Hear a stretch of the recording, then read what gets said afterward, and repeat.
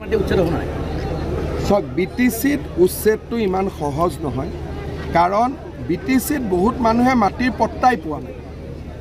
প্ৰথমতে খিলঞ্জীয়া মানুহক মাটিটোতো দিব লাগিব 26টা জনগোষ্ঠী। এনেই যদি এভিকশ্যন কৰে তেতিয়াহ'লে আপুনিও এভিকশ্যন হৈ যাব। এতিয়া অসমত আমি কেতিয়া এভিকশ্যন কৰিছোঁ? প্ৰথম বসুন্ধৰা আঁচনি আনি আমাৰ মানুহখিনিক মাটিৰ পট্টাত দি তাৰ পিছতহে উচ্ছেদ।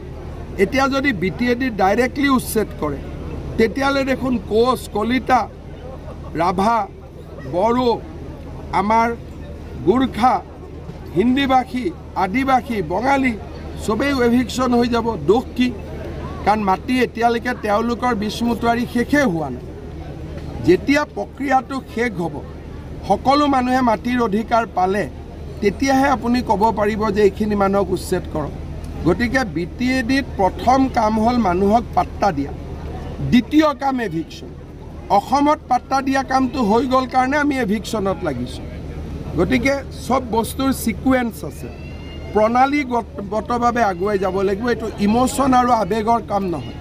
যোৱাকালি ছাৰ সূত্ৰসন্ত মানে ছাত্ৰ তেওঁলোকে ছাৰ 2026-ৰ আগত যদি তেওঁলোকক কাউন্সিল বনাই নিদিয়ে তেতিয়াহ'লে তেওঁলোকে বিজেপিক ভোট বৰ্জন কৰিব। মই এটা কথা কৈছোঁ যে কাউন্সিল বনালেও ভোট নিদিয়ে, কাউন্সিল নবনালেও ভোট নিদিয়ে। মানুহে ভাল পালেও ভোট দিব, ভাল নাপালে ভোট নিদিয়ে। কোনো দল সংগঠনৰ কথাত কোনেও কাকো ভোট নিদিয়ে। ভোটটো ব্যক্তিগত।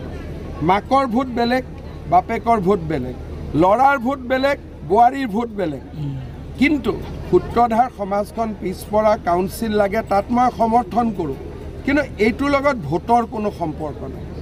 যিজন ল'ৰাই কৈ আছে ভোট নিদিয়ে, তেওঁৰ মাকে গৈ ভোট দি দিব, তেওঁ কেনেকৈ গম পাব? সেইকাৰণে ভোটটো ব্যক্তিগত বিষয়। মই নিজেও নাজানো মোৰ ল'ৰা ছোৱালী একেলগে গাড়ীত যাব, কাক ভোট দিছে ধৰিব নোৱাৰে।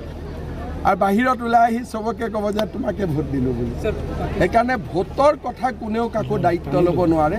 যিবিলাক দল সংগঠনে কয় আমি ভোট নিদিওঁ, আমি কৰোঁ, তেনেকৈ নহয়। ছাৰ এটা কল ৰেকৰ্ডিং ভাইৰেল হৈছে যে